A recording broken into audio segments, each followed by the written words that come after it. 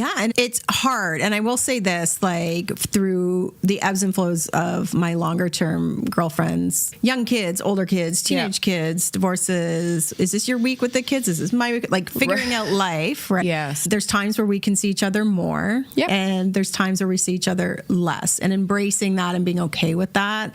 No pressure. Like we tried monthly brunches for a while. I feel like it failed epically after a few. Like we tried so hard. And now I feel like we're getting back to seeing each other. Coming out of COVID too, obviously there was a lot of not seeing each other. Yeah. And now we're starting to get back into, kids are older, more casual gets-togethers. We're actually going to an ABBA cover band on Saturday, which I can't wait. So so doing those kinds of things are starting, I would say, to come back and flow back. And it's so important to carve out the time. It is. And because we all know the work is always there. The housework is always, that will never change. There. You reach a certain point in your life where you just know all of the shit's still going to be here. Yeah. Where are my priorities? And being able to share that with your partner so that they know that in order for us to be able to pour more into them, it's being able to fill our cup with the other things that are super important to our well-being, our mental state, our emotional state.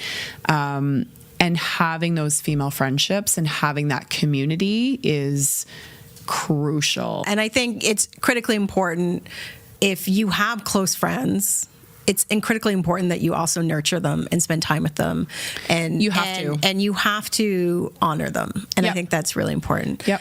Scheduling, carving that time out, communicating with your partner. 100%. I know we talked about this in one of our last episodes around sometimes we feel like our partners, like sometimes I'll think Rob knows what I'm thinking. Yeah. Doesn't he? I don't know why he's not a mind reader, but we see that sometimes, right? Where we think, I don't understand why they don't know what I'm thinking. Being open to communicating that to your partner, your spouse around, this is important to me and this is why it's important to me, because they don't always understand. And they're not going to understand. Number one, because they're boys. Yes. Sometimes boys don't understand things. What? Except Steve. He understands everything. Right? Steve. Yay! But making sure that you're articulating that and you're communicating that as to why that's important to you. Yeah. That's such a great way for you to be able to nurture it. And I think we already touched on this, but yes, when it gets really busy, it's so easy to put things on the back burner. Yeah. But how much of a priority do we make it? Because it totally is part of our mental health and our self-care.